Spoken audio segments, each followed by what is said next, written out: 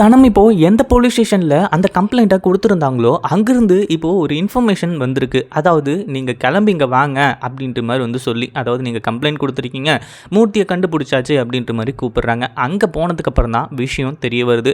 அதாவது மூர்த்தி வந்து போயின்னா அங்கே ரொம்பவே அலங்கோலமாக இருந்துகிட்ருக்காரு. அதாவது இத்தனை நாளாக வந்து போயின்னா அவர் எங்கே போனாருன்னு தெரியாது. ஆனால் இப்போ வந்து போயின்னா ஏன் போலீஸ் ஸ்டேஷனில் இருக்காரு அப்படிங்கிறதும் தெரியாது.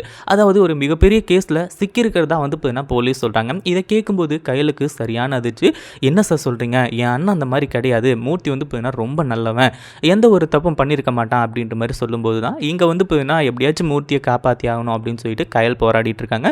இல்லைம்மா, இந்த கேஸ் ரொம்ப ஸ்ட்ராங்காக இருக்குது, என்ன பண்ணுறதுன்னு தெரியல. அதே மாதிரி நீங்கள் சொல்கிறதெல்லாம் வாஸ்தவமான விஷயம் தான். நீங்கள் வந்து போயின்னா அதாவது உங்கள் அண்ணனை காணோம் அப்படின்ற மாதிரி கம்ப்ளைண்ட் கொடுத்துருந்தீங்க. அதனால தான் வந்து போயின்னா இப்படி நான் உங்களை கூப்பிட்டு வந்து போயின்னா எல்லாத்தையும் டீட்டெயிலாக சொல்கிறேன் அப்படின்ற மாதிரி சொல்லி எல்லாத்தையுமே சொல்கிறாங்க. இந்த வீடியோ பிடிச்சிருந்தா லைக் பண்ணுங்கள், ஷேர் பண்ணுங்கள். இப்போ தான் நம்ம சேனலுக்கு ஃபர்ஸ்ட் டைம் வரீங்க அப்படின்னா சப்ஸ்கிரைப் பண்ணிக்கோங்க.